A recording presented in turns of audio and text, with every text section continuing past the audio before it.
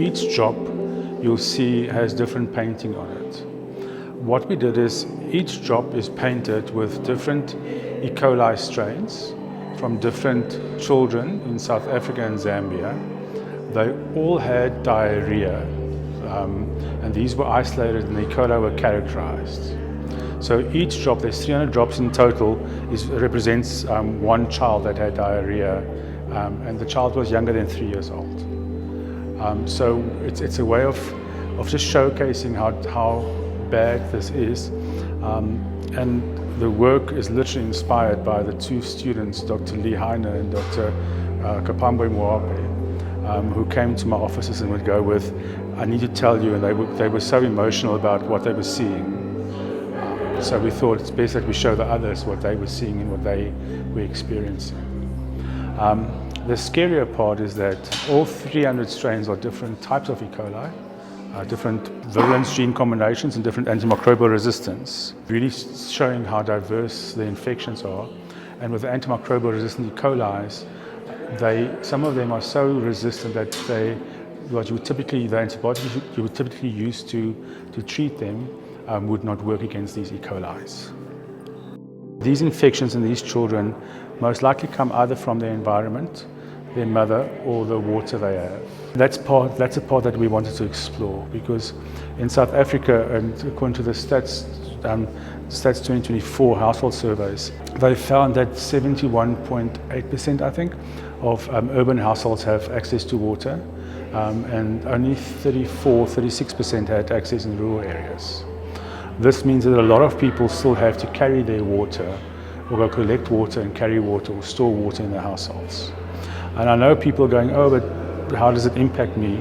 So literally just a few days ago, I was stuck in 4 ways without any water for 2-3 days.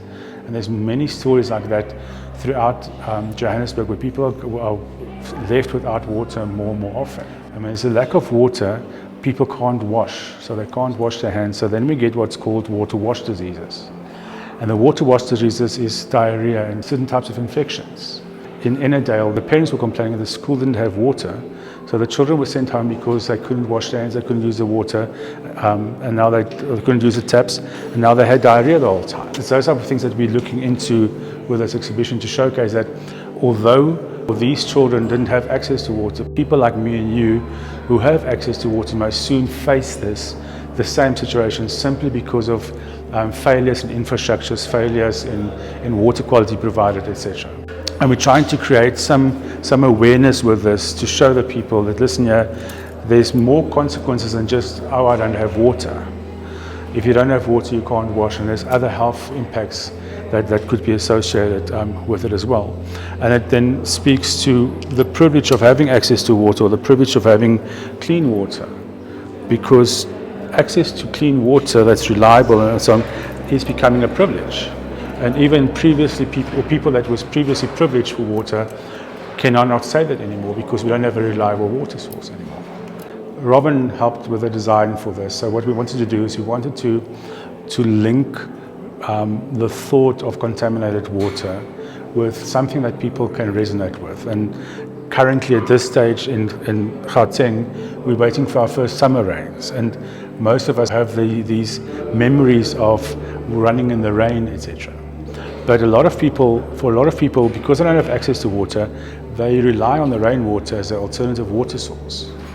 And because they're using it as an alternative water source, they can now bring in contaminated water. And that's what we wanted to showcase with the installation, to go, it's a rainstorm, but what if the rainwater was full of E. coli and you couldn't avoid it? So we're showing this case as a rainstorm on the staircase that you can have the option to walk through. And then to give people the opportunity, to show them the privilege, there's a pathway created by an umbrella, because a lot of us would run with an umbrella through the rain, and that would just be a way of avoiding the rain. So you can avoid the pathogens in the raindrops by simply choosing the path through the umbrella. So because a lot of people would rely on rainwater harvesting, and we saw that in the Eastern Cape, for instance, the rainwater harvesting is usually done from a roof, and the roof may have some bird droppings or some animal feces. The container they have it in may have access, animals may have access to it, and people not washing their hands could be handling the water, so they could be contaminating it. I know for me, rain is something I look forward to, and I wanted to sort of almost force people to think about the rain. And the umbrella is just something I thought is most ladies with their hair done would grab an umbrella. So it would be an easy way to create a passage through the rainstorm for them. And while you walk through, simply realizing that the rain that's around you is actually pathogenic E. coli. Just as a disclaimer, none of these drops were created in such a way that you're not exposed to the E. coli directly. So there won't be any risk for it. Another reason for the umbrellas, you can see how much we're keeping the drops from tangling, and we thought that if people walked through it the whole time, it would become one mess at one stage. So there's a practical reason as well. So what's also nice is you'll see that none of the drops look the same, like I said earlier. So we invited literally the whole group, because the argument was that nobody's water supply is the same. So I wanted some randomness in the way it's applied. So they chose a strain randomly, they did the painting randomly, they chose a drop randomly, it's randomly placed here. There's no order in anything, because it's randomness if you're going to get sick or not in your water quality and stuff. And I wanted that to come in as well. And it was a team effort, so although I'm the one talking, there's literally about 12 people behind me that made me do this. So Robin, for instance, they did the actual design, the planning, how it's going to be implemented, the cutting, the making, everything.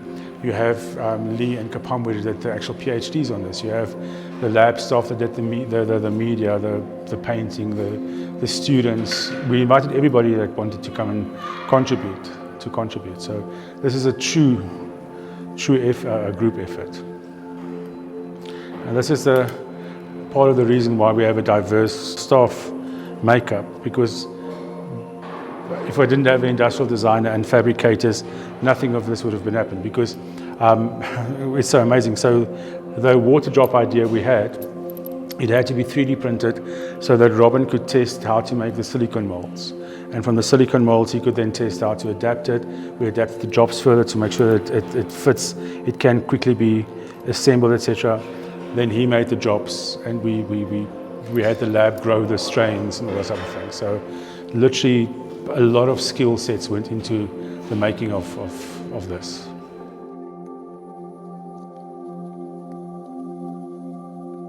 Which is what I'm loving is that from this side it looks like it's hanging. You can hardly see the suspension or the gust. The bacterial work has been 6 years in the making.